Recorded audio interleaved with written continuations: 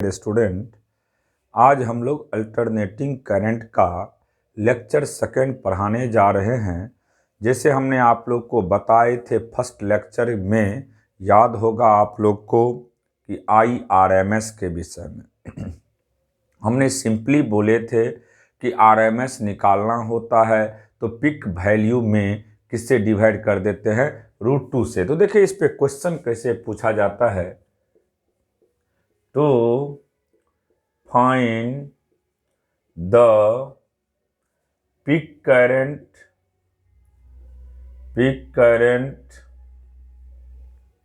and RMS current in the following।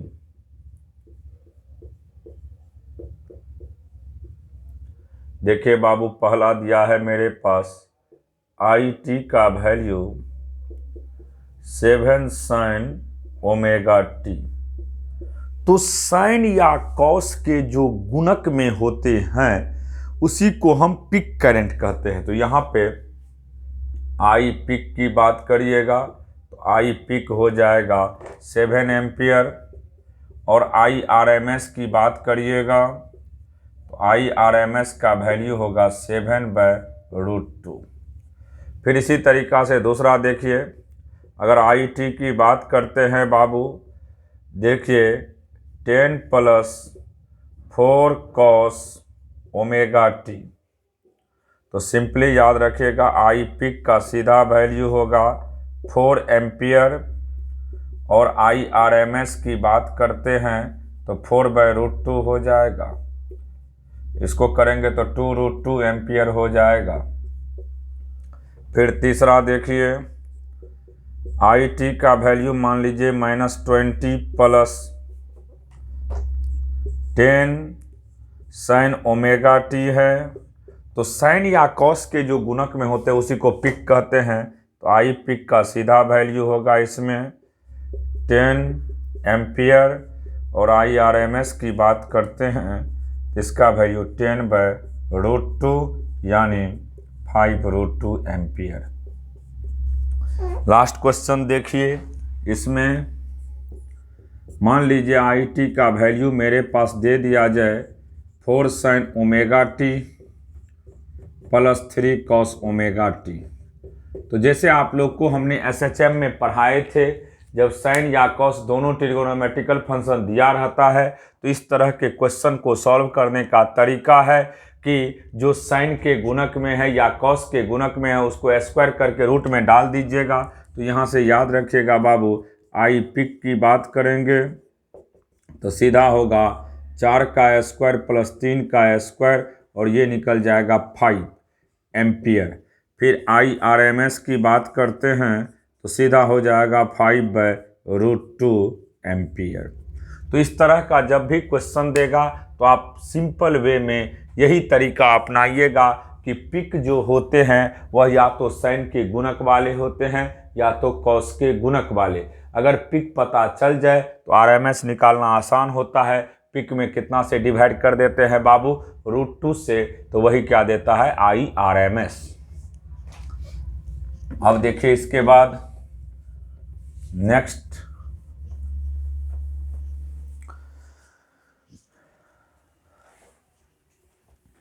ये तो अभी हमने आप लोग को बताया IRMS आई पिक सब के विषय में। देखो इसके बाद बाबू, when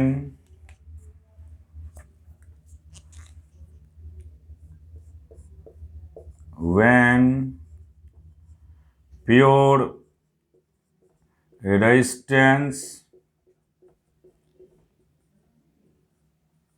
is connected with an AC source,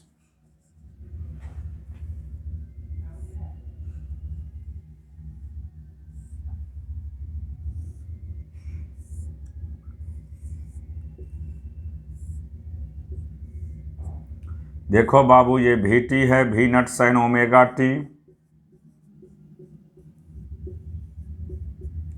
resistance r हो गया, ये करंट आई है, वी आर हो गया। हम जो भी सप्लाई कर रहे हैं यहाँ पे, क्योंकि एक सप्लायर है और एक ही कंज्यूमर है, एक ही सप्लायर है और एक ही कंज्यूमर है, इसका मतलब है सप्लाई वोल्टेज का ही वैल्यू किसके बराबर होगा बाबू? Voltage of resistance, voltage of resistance. अब देखिए supply voltage V naught sine omega t बराबर होगा, इसका वैल्यू होता है आई इंटू आर। अब देखिए बाबू यहाँ से v naught by r sine omega t बराबर आई लिख सकते हैं। तो यानी यहाँ से आई टी का बात करते हैं तो आई नॉट साइन ओमेगा टी निकल गया। मेरे पास गिवन वोल्टेज का भी वैल्यू पता है v naught sine omega t, और करंट का भी वैल्यू निकल चुका है हमारे पास। कितना बाबू?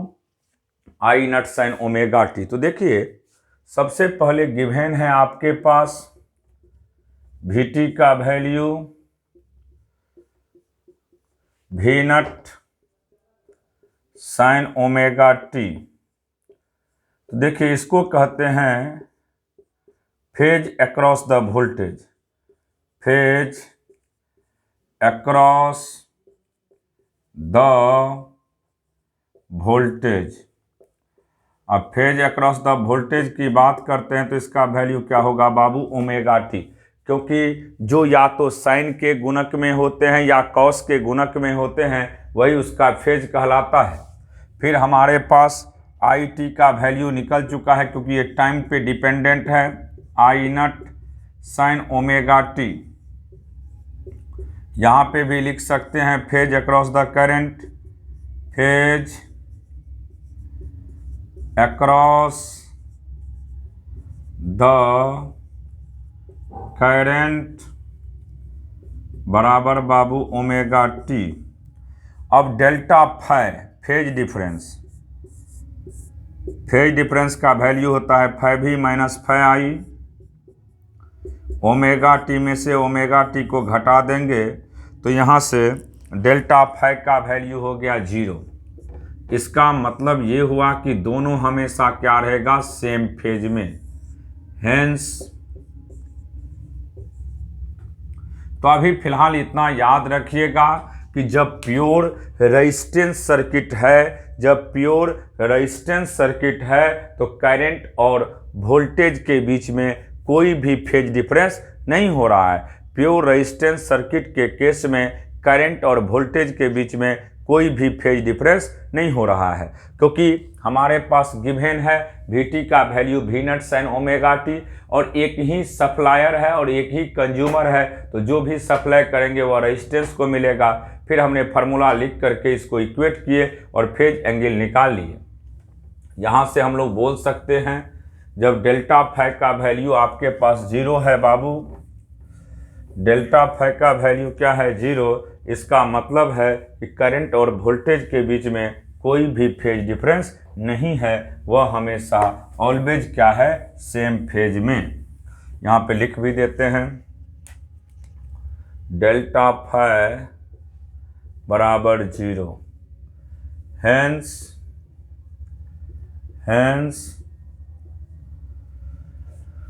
The voltage and current both are in same phase in case of pure resistance circuit. अगर प्योर रेजिस्टेंस सर्किट होते हैं तो वोल्टेज और करंट के बीच में कोई भी फेज डिफरेंस नहीं होता है, फेज डिफरेंस का वैल्यू हमेशा क्या होते हैं बाबू, जीरो। सिंपली याद रखिएगा कि प्योर रेजिस्टेंस सर्किट के केस में करंट और वोल्टेज ऑलवेज सेम फेज में होते हैं। इसलिए इसका ग्राफ देखिए, फेजर डायग्राम,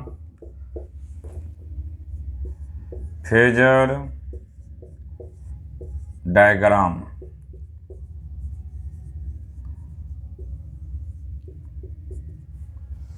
फेजर डायग्राम की बात कर रहे हैं बाबू।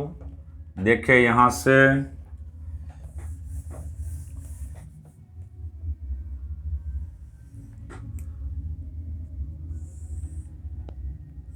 ये टाइम हो गया और ये करंट। देखिए पहले छोड़िए करंट को, ये मान लीजिए आपको VT का ग्राफ हो गया। तो जहां जहां करंट मैक्सिमम होगा या वोल्टेज जहां मैक्सिमम होगा वहीं करंट का भी वैल्यू क्या होगा बाबू, मैक्सिमम। जहां पे वोल्टेज जीरो होगा वहां पे करंट भी जीरो। तो ये जो डॉट लाइन देखते हैं ये किसका वैल्यू हो गया, IT का। तो आप देख रहे हैं ये T/2 हो गया बाबू और ये T।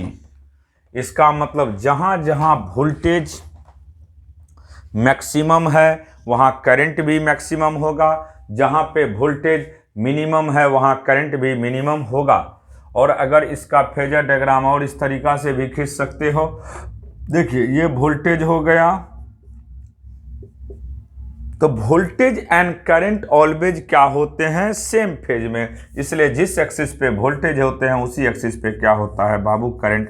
किस केस में, इन प्योर रेजिस्टेंस के केस में। तो सिंपली याद रखिएगा कि प्योर रेजिस्टेंस के केस में voltage and current both are in same phase.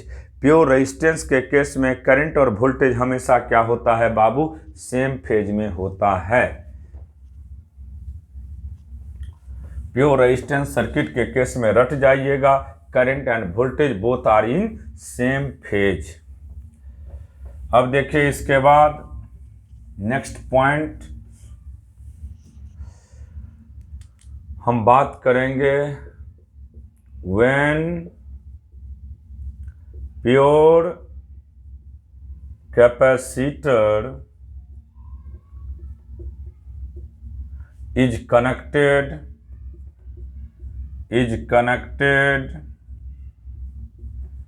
with an AC source। देखो बाबू यहाँ पे ये एक कैपेसिटर है और ये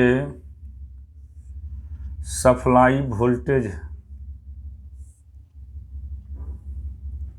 ये VT का value V0 sin omega T हो गया और यहाँ पे एक ही सप्लायर है और एक ही कंज्यूमर है। तो जो भी सप्लाई करेंगे वह किसको मिलेगा, कैपेसिटर को। इस केस में देख रहे हैं आप लोग कि एक ही सप्लायर है और एक ही कंज्यूमर है। तो जो भी हम सप्लाई करेंगे वह किसको मिलेगा बाबू, कैपेसिटर को। तो यहाँ पे लिख सकते हैं VT का वैल्यू VC के बराबर, VT का वैल्यू VC के बराबर, क्योंकि सप्लाई वोल्टेज जो होंगे वही किसको मिलेगा, कैपेसिटर को। तो अब आपके पास पता है बाबू, इसका वैल्यू दिया हुआ है V0 sin ओमेगा T और इसका वैल्यू होता है V बराबर Q बराबर C इंटू V। तो V बराबर क्या होगा बाबू, Q/C। तो यहाँ से Q की बात करते हैं तो C V0 sin omega T, C V0 sin omega T।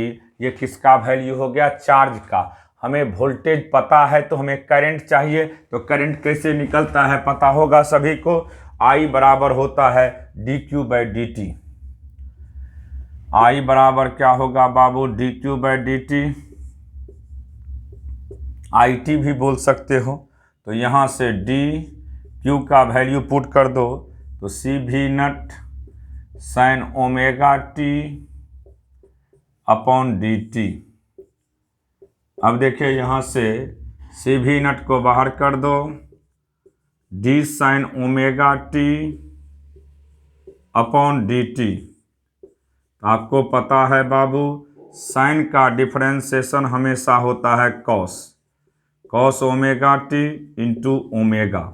क्योंकि इसका डायरेक्ट कोई डिफरेंशिएशन नहीं होता है, तो क्योंकि हम लोग जानते हैं कि साइन का कॉस तब होते हैं जब जो एंगल में है उसी के रिस्पेक्ट में करेंगे। तो इसको एक स्टेप और बढ़ा देते हैं, C V naught d sine omega t by d omega t into d omega t by d t. तो बाबू यहाँ से इसका value C V naught cos omega t, इसका सिंपल ओमेगा होगा, तो इसको लिख सकते हैं V naught omega C cos omega t. अब देखिए हमारे पास करंट चाहिए, तो देखिए क्या करते हैं बाबू, क्या इसको हम लिख सकते हैं आई बराबर, मेरे पास है ये वैल्यू, तो इसको भी नट अपॉन 1/ओमेगा सी लिख सकते हैं, हाँ या ना, इंटू कॉस ओमेगा टी। कोई दिक्कत नहीं होना चाहिए, क्योंकि ये 1/ओमेगा सी ऊपर चला जाएगा तो इक्वेशन पे कोई फर्क नहीं पड़ने वाला है। तो आई का वैल्यू मेरे पास भी नट बाय 1/ओमेगा सी इसलिए किए हैं क्योंकि ओमेगा सी कहाँ चल जाएगा बाबू, ऊपर चला जाएगा, ताकि इक्वेशन पे कोई इफेक्ट नहीं पड़े। अब देखिए इसके आगे, ये समझ गए, एक ही सप्लायर है और एक ही कंज्यूमर है, तो भी टी बराबर भी सी, तो भी नट साइन ओमेगा टी बराबर क्यू बाय सी। क्यू निकल गया तो करंट निकाल लेंगे। अब इसके आगे देखिए, अब देखो बाबू यहाँ पे आई का वैल्यू सिंपली हमारे पास निकल गया है भी नट अपॉन 1/ओमेगा सी, भी नट अपॉन 1/ओमेगा सी, भी नट अपॉन 1/ओमेगा सी, भी नट अपॉन 1/ओमेगा सी। तो देखिए याद रखिएगा एक्स सी, इसी का वैल्यू होता है 1/ओमेगा सी, या इसी को बोल सकते हैं ओमेगा का वैल्यू 2π इंटू फ्रीक्वेंसी होता है, तो 2πf इंटू सी। इसको कहते हैं बाबू reactance across the capacitor, reactance across the capacitor. यही हो गया एक्सी का वैल्यू 1/ओमेगा सी। एक्सी का वैल्यू क्या हो गया बाबू, 1/ओमेगा सी, और ओमेगा का वैल्यू 2π इंटू फ्रीक्वेंसी होता है इंटू सी, ये होता है रिएक्टेंस अक्रॉस द कैपेसिटर। जैसे आप जानते हो कि हम लोग सिंपली जानते हैं कि रेजिस्टेंस का यूनिट ओम होता है, उसी तरीका से रिएक्टेंस का भी क्या होगा यूनिट बाबू, ओम ही होगा। रिएक्टेंस का भी यूनिट क्या होगा, ओम ही होगा। रिएक्टेंस का भी यूनिट क्या होगा, ओम ही होगा। अब देखिए बाबू यहाँ से, तो आई टी कहिए या आई कहिए, तो इसको लिख सकते हो भी नट अपॉन, या आइए रहने दीजिए, भी नट अपॉन एक्स सी इंटू कॉस ओमेगा टी, भी नट अपॉन एक्स सी इंटू कॉस ओमेगा टी। अब देखिए ध्यान से बाबू, हम लोग जानते हैं कि वोल्टेज बाय रेजिस्टेंस को करंट कहते हैं, तो ये हो जाएगा आई नट कॉस ओमेगा टी। अब देखिए हमको पता होना चाहिए कि फेज डिफरेंस, हम पढ़ा चुके हैं ये सब, फेज डिफरेंस निकालने का तरीका है कि दोनों ट्रिगोनोमेट्रिकल फंक्शन हमेशा सेम होना चाहिए। तो हमारे पास वोल्टेज किस टर्म में है बाबू, साइन के टर्म में, और करंट किस टर्म में आ रहा है, कॉस के टर्म में। तो अभी ये संभव नहीं है, क्योंकि हमें पता है जब भी हम फेज डिफरेंस निकालते हैं तो दोनों ट्रिगोनोमेट्रिकल फंक्शन हमेशा क्या होना चाहिए, सेम में। तो अब इसको एक में लाएंगे, तो एक में लाने का तरीका है आई नट, कॉस को साइन में चेंज करेंगे तो साइन ओमेगा टी प्लस 90, या 90 प्लस ओमेगा टी कर दीजिए, क्योंकि साइन 90 प्लस थीटा का वैल्यू क्या होता है बाबू, कॉस थीटा या कॉस ओमेगा टी। अब कहिएगा माइनस क्यों नहीं किए, अगर माइनस करेंगे तो ओमेगा टी कैंसिल आउट नहीं होगा, तो ये हो गया किसका वैल्यू, आई कहिए या आप आई टी भी बोल सकते हो। अब देखिए ये मेरे पास करंट का वैल्यू निकल गया। अब हमको चाहिए फेज डिफरेंस, तो देखिए कैसे निकालते हैं फेज डिफरेंस का वैल्यू। तो आपके पास गिवन है Vt का value V naught sine omega t, तो delta phi phase across the voltage कितना हो गया बाबू, ओमेगा टी। और आई टी का वैल्यू मेरे पास आई नट साइन ओमेगा टी प्लस 90 यानी π/2। और यहाँ से बाबू फाई आई का वैल्यू हो गया 90 प्लस ओमेगा टी। अब देखिए डेल्टा फाई की बात करते हैं फेज डिफरेंस, तो फाई भी माइनस फाई आई, फाई भी minus phi I, omega t minus 90 plus omega t, omega t से ओमेगा टी कट गया माइनस 90 डिग्री और इसी को माइनस π/2 कहेंगे। अब देखिए यहाँ पे हमको दिखाई दे रहा है कि वोल्टेज जो है वह पीछे है किससे, करंट से। कितना से, π/2 से। कितना से, π/2 से। तो सिंपली याद रखिएगा कि प्योर कैपेसिटर के केस में, किस केस में बाबू, प्योर कैपेसिटर के केस में वोल्टेज हमेशा लैग करता है किससे, करंट से। कितना से, π/2 से। तो यहाँ पे हम लिख भी देते हैं डेल्टा फाई का वैल्यू अगर आपके पास 90 डिग्री यानी निगेटिव में आया, डेल्टा फाई का वैल्यू माइनस π/2 है। Hence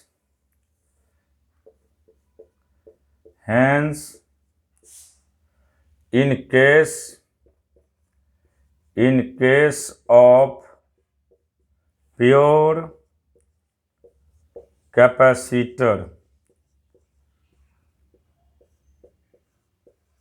the voltage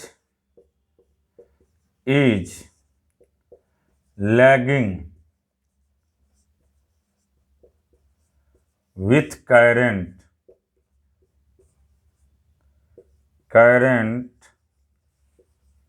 by 90 degree और π/2।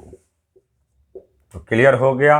अगर प्योर कैपेसिटर का केस होता है तो प्योर कैपेसिटर के केस में रट जाइएगा कि वोल्टेज जो है हमेशा पीछे होगा किससे, करंट से। वोल्टेज हमेशा पीछे होगा किससे, करंट से। वोल्टेज हमेशा पीछे होगा किससे बाबू, करंट से। क्लियर हो गया। ये किस केस की बात कर रहे हैं, प्योर कैपेसिटर के केस का, प्योर कैपेसिटर। अब देखिए फेजर डायग्राम कैसे बनाते हैं। फेजर डायग्राम,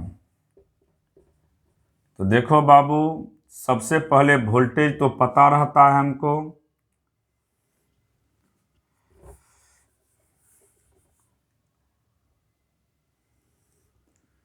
वोल्टेज पता है, टाइम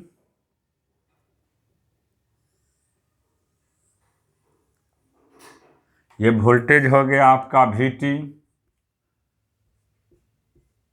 अब समझिएगा ये 0 है, ये T/2, ये T। आपको पता है कि वोल्टेज पीछे है तो करंट इसका मतलब कहाँ होगा, आगे होगा। तो जहां पे वोल्टेज मैक्सिमम होगा वहां करंट मिनिमम, और जहां करंट मैक्सिमम होगा वहां वोल्टेज, जहां करंट का वैल्यू मैक्सिमम होगा वो जस्ट उल्टा हो जाएगा। यही जो ग्राफ होगा डॉट लाइन ये किसका होगा, आई टी का। किसका, आई टी का। तो सिंपल याद रखिएगा इस केस में वोल्टेज हमेशा पीछे होता है। तो देखिए ध्यान से, हम हमेशा करंट को, इंडक्टर और कैपेसिटर के केस में करंट को किस एक्सिस पे रखते हैं बाबू, एक्स एक्सिस पे। किस पे, एक्स एक्सिस पे। और वोल्टेज पीछे है कैपेसिटर का, वोल्टेज पीछे है कैपेसिटर का, इसलिए कैपेसिटर का वोल्टेज को हम किस एक्सिस पे रखेंगे, वाई एक्सिस पे तो रखेंगे, लेकिन ये हमेशा किधर होगा बाबू, ओरिजिन से नीचे होगा, और इसी का वैल्यू कितना होगा, π/2 और 90 डिग्री। तो सिंपल याद रखिएगा कि प्योर कैपेसिटर की बात करते हैं तो करंट आगे होगा किससे, वोल्टेज से, कितना से, π/2 से। यहाँ पे ध्यान में यही रखना होगा कि आपको करंट आगे होगा वोल्टेज से, कितना से, π/2 से, या आप ये भी कह सकते हैं कि वोल्टेज पीछे होगा किससे बाबू, करंट से, कितना से, π/2 से। तो ये था आपका प्योर कैपेसिटर। इसी तरीका से आप लोग प्योर इंडक्टर का केस भी बना सकते हैं।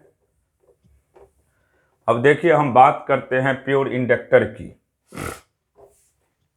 तो व्हेन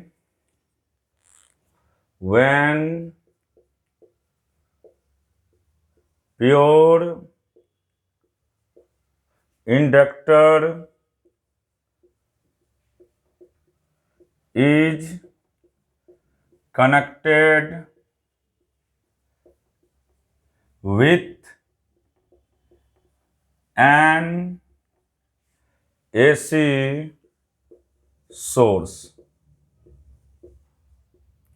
देखो बाबू ये इंडक्टर हो गया, ये इंडक्टर हो गया,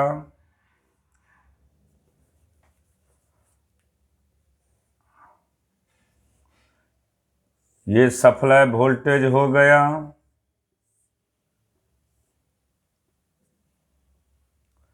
इंडक्टर L, Vt का value V0 sin omega t, ये करंट आई। अब देखिए यहाँ पे जो भी मिलेगा वह किसके अक्रॉस मिलेगा बाबू, इंडक्टर के अक्रॉस। तो देखिए यहाँ पे एक ही सप्लायर है और एक ही कंज्यूमर है, एक ही सप्लायर है और एक ही कंज्यूमर है। तो जो भी सप्लाई करेंगे हम वह किसको मिलेगा बाबू, कंज्यूमर को मिलेगा, यानी इंडक्टर को मिलेगा। हम जो भी वोल्टेज सप्लाई करेंगे वह किसको मिलेगा, इंडक्टर को मिलेगा। अब देखिए यहाँ पे बाबू इसका वैल्यू है V0 sin ओमेगा t, और इसका फार्मूला हम लोग जानते हैं L इंटू di/dt।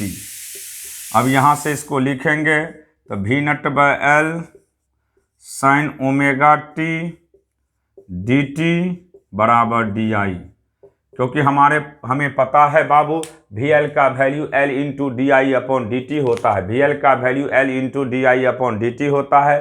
तो यहाँ पे डिवाइड कर देंगे V0/L sin omega t dt बराबर di। अब इसको इंटीग्रेशन करेंगे तो देखिए बाबू यहाँ से लिखेंगे di बराबर V0/L sin omega t dt। जब इंटीग्रेशन करिएगा आप लोग तो di का इंटीग्रेशन 0 से i कर दीजिएगा, V0/L को बाहर कर लीजिएगा, sin ओमेगा t dt का इंटीग्रेशन। अब देखिए बाबू इसका वैल्यू तो i होगा या it जो कहिए, V0/L और साइन का क्या होता है माइनस कॉस, तो minus cos omega t by omega. तो सिंपली आप लोग याद रखिएगा Vt बराबर VL हो गया, Vt बराबर VL हो गया।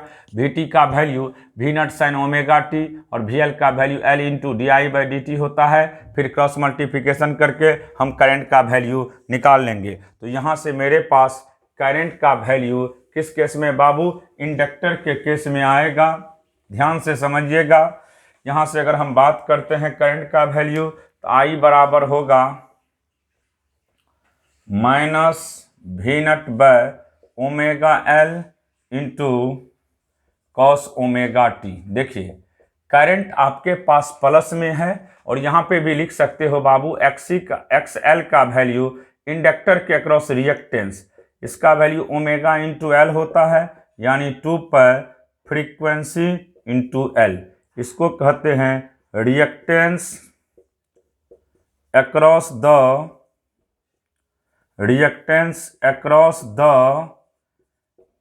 across the inductor, reactance across the inductor, reactance across the inductor। और यहाँ से अगर बात करते हैं तो I का वैल्यू होगा -I0 cos ओमेगा टी।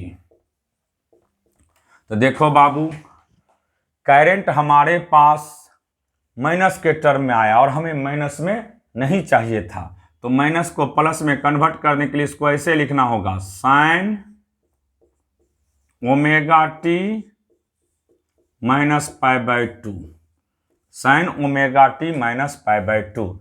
अब देखिए माइनस कॉमन लीजिएगा तो साइन कॉस में चेंज हो जाएगा, माइनस साइन भी आ जाएगा, इसका मतलब इस इक्वेशन को ये सेटिस्फाइड कर देगा। अब देखिए यहां से हमको फेज डिफरेंस निकालना है बाबू।